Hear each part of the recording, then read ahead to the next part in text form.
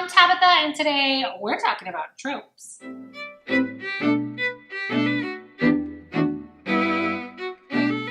So I've actually talked about tropes once before. I talked about tropes that I was a little tired of seeing and gave ways that I think we can change up the tropes, play around with them, and give them kind of a new refresher. Today we're doing the opposite side of that. We're talking about tropes that I just love. This does not mean I don't like to see these tropes played around with. I still love that. This just means if your book has this trope or a variant of this trope, I'm going to notice it and I'm probably going to comment on it, and I may even love it. As a side note, it does not mean I'm going to love your book. You'll catch on to that as you hear me talking about some of these tropes. I can already hear you now. In the comments, you're going to be like, wait, Twilight had all of those tropes. Yeah, it probably did, and it still wasn't my favorite book. So having a trope doesn't necessarily mean I'm going to love it or hate it, but these are just the tropes that I adore, that make my heart flutter a little every time, that I just totally love. One more thing before I get into them. Let's define tropes for the people who maybe aren't regularly in the writing community. Don't use that term as often as the rest of us do. A trope is a common occurrence in literature. It's something that pops up all the time. Somebody said last time I did a video, isn't that just a cliche? Yes, it can be, but we typically use cliche as a phrase that comes up, where a trope is more like a character or a situation that pops up all the time. You'll see what I'm talking about. Today I'm going to give you my 4 favorites. Are you ready? Let's do this. Number 1. The chosen one. So whether it's you were born for this, Harry, and we've known all along it would be you that would save us, or look, Katniss, you caused this with your actions, so now you have to be the face of our revolution even though we never wanted you. I am just in love with this trope. I even like it when it's like, hey, the person before you failed at this, giver, and we need you to succeed. You've been chosen to do this. I even like it when the person was just trying to do their job and they realize there's a bigger problem that only they could solve. I'm looking at you, Ender Wiggins from Speaker for the Dead. I just love this trope. I really do. Now, in my previous video, I did talk about how I think the reluctant hero trope is a little problematic. So I need to address really fast how chosen one and reluctant hero are different in my eyes, because otherwise, aren't I contradicting myself? Maybe?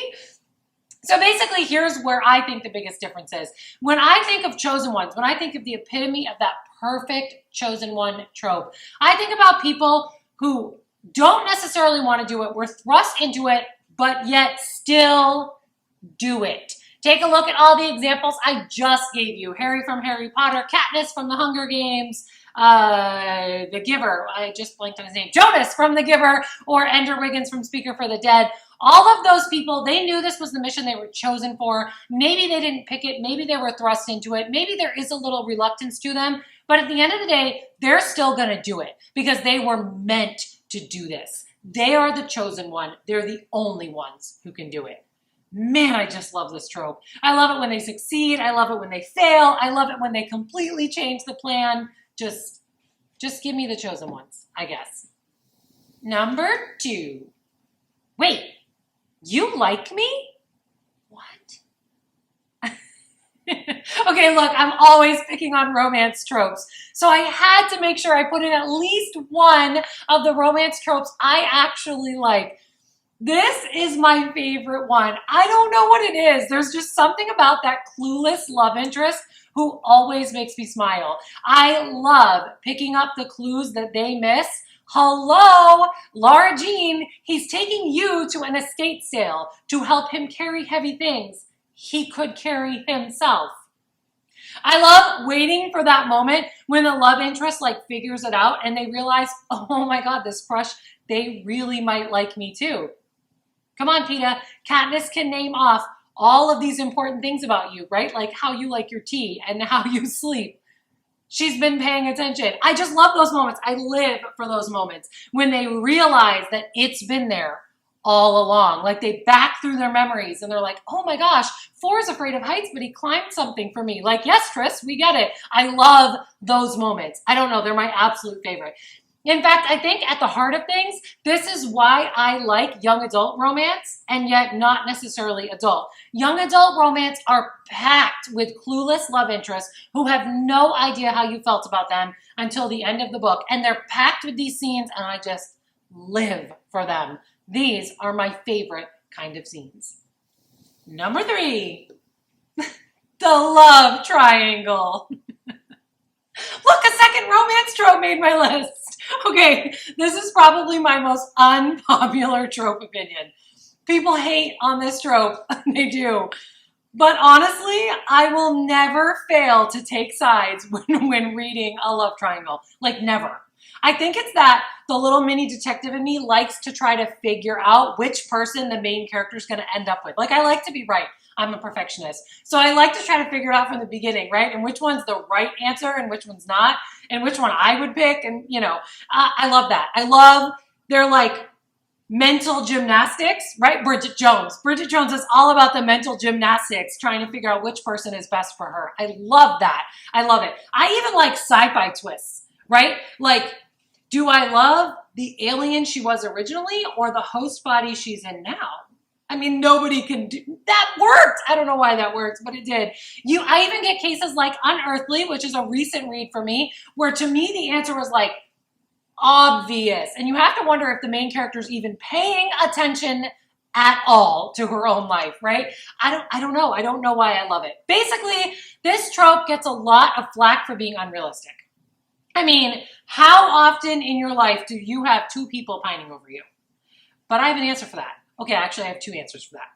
First, look, that's part of the charm. We all want to read a little fantasy in our books, right? We want to think that someone normal like us or Bridget Jones is capable of having 2 people fall in love with her and pine over her completely.